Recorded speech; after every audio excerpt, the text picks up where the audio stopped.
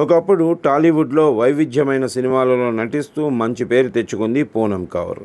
ఈమె సినిమాల కన్నా కూడా వివాదాలతోనే ఎక్కువగా పేరు తెచ్చుకుంది. పవన్ కళ్యాణ్ మీద పరోక్షంగా ట్వీట్లు చేయటం, గురూజీ అంటూ త్రివిక్రమ్ని టార్గెట్ చేస్తూ కొన్ని పోస్టులు పెట్టడం వంటివి చేస్తూ ఉంటుంది పూనం కౌర్. అయితే తాజాగా ఆమె ఏపీ సీఎం చంద్రబాబుతో భేటీ అయ్యారు. చంద్రబాబు నాయుడికి ప్రత్యేకంగా ఒక బహుమతిని కూడా ఇచ్చింది పూనం కౌర్. ఆమె అందించిన కానుక సాంప్రదాయ పటచిత్ర కళను ఆధారంగా చేసుకుని ఉంది. ఇందులో అమరావతి అభివృద్ధిని ప్రతిబింబించే దృశ్యాలతో పాటు ఆ ప్రాంతం కళల రాజధానిగా ఎలా మారుతుందో కళాత్మకంగా వివరించబడింది. కథ, కథనం, భావోద్వేగాల సమ్మేళనంగా ఆర్ట్ వర్క్ ని సీఎం చంద్రబాబు నాయుడు చాలా ఆసక్తిగా గమనించారు. అయితే చాలా రోజుల తర్వాత ఈ కార్యక్రమంలో కనిపించిన పూనం చాలా లావుగా ఏదో అనారోగ్య సమస్యతో బాధపడుతున్నట్టుగా కనిపించింది.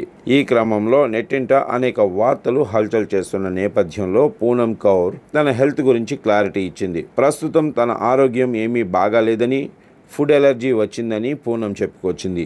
ఈవెంట్లో పాల్గొనే కంటే ముందు ఆమె ఆరోగ్యం ఏమీ బాగాలేదంట. ఫుడ్ ఎలర్జీతో బాధపడుతూ ఉందట. అంతేకాకుండా ఫైబ్రోమయాల్జియా అనే వ్యాధితో తనకి ఇబ్బందులు ఎదురయ్యాయని పూనం పేర్కొంది. ఉబ్బుతోందని, అందుకే అలా కనిపిస్తున్నాను అంటూ పూనం చెప్పుకురాగా, తన ఆరోగ్య సమస్యల వల్లే అలా శరీరం ఉబ్బుతోందని, అందుకే అలా కనిపిస్తున్నాను అంటూ పూనం చెప్పుకురాగా ఆమెకి కొందరు నెటిజన్స్ సలహా ఇస్తున్నారు.